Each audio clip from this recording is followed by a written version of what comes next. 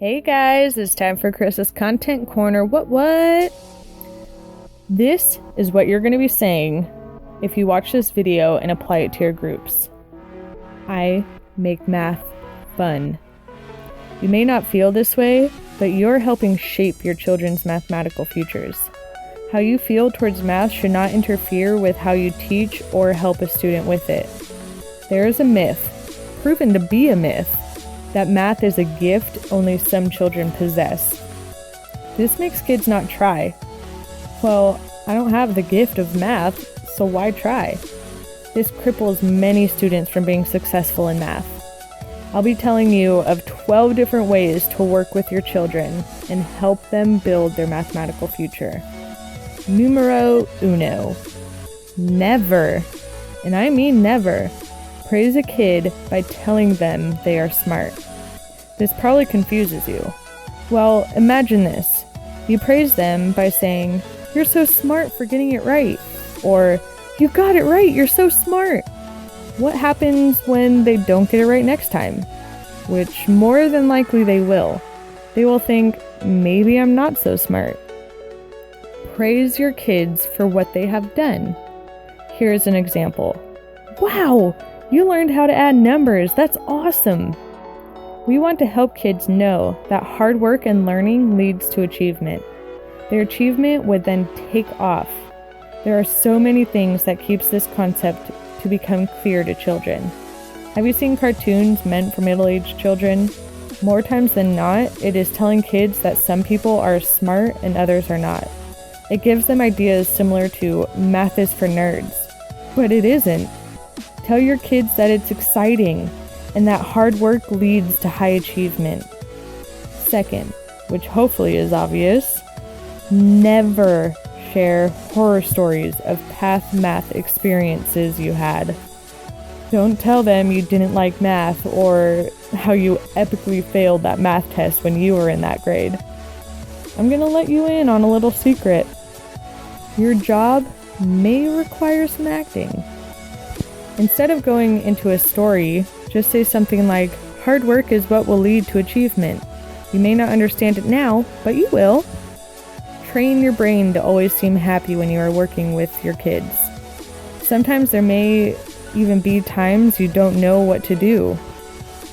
What should you do? Have them explain it to you. This will encourage them more than you'll know. They also learn at a deeper level when doing this. Number 3. I think this one should be fun. Praise mistakes. Tell them you are happy they are making them. Research has proven that our brains grow the most when we make them. There is actually absent brain activity when people get work correct. We want to make mistakes. Listen to this sentence very carefully. Mistakes made in math are one of the best things we can do. But sadly, kids hate to make mistakes. Shoot, I bet you did when you were a kid.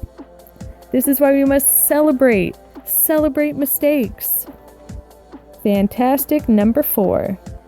Encourage the children to work on problems that are hard for them so they can have the opportunity to make mistakes. Before you help them, have them try first. Tell them that you don't want to take the struggle away so their brain grows. But remember, don't leave them struggling.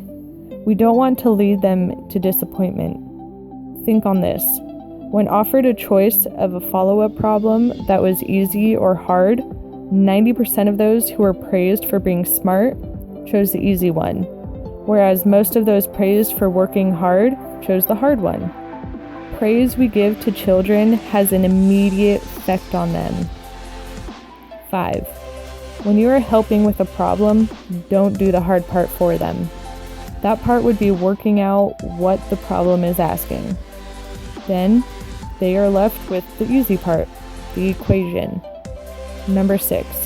Encourage drawing whenever you can. Mathematicians draw all the dang time. When they draw the problem, it helps them see what is important. When the kids draw, it helps them understand what the problem is asking as well as how the mathematics fits within them. Lucky number 7. Don't let kids think math has rules they have to follow. Ask them if it makes sense to them. Then ask why or why not. Discourage guessing. You can always make sense of a problem, not guess about. Keep them thinking. Ask them open-ended questions about the problem.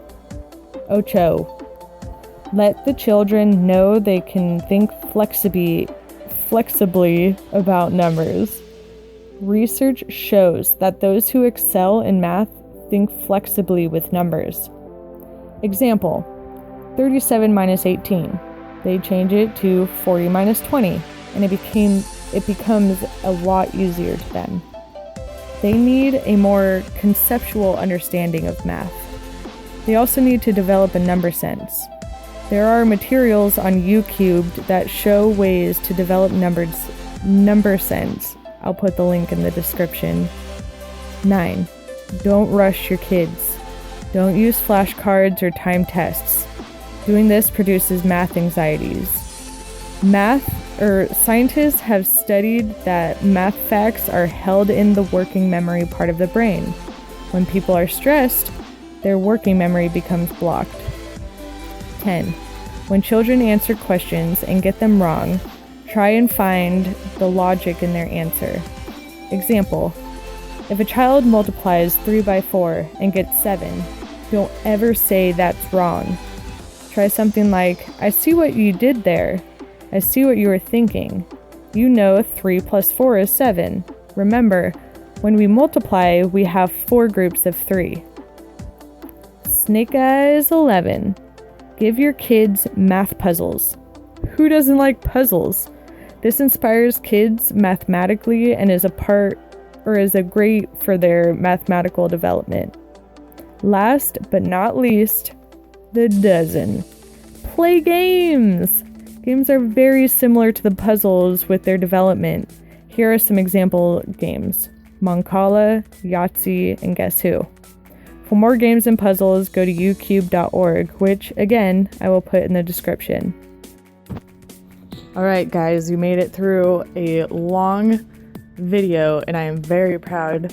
Hopefully you kept up, maybe taking notes even, because I know there's a lot we went through, but you made it, and I'm happy. So now, what I want you to do is go take all you know, take your genius little brains, and go create a lollipop moment.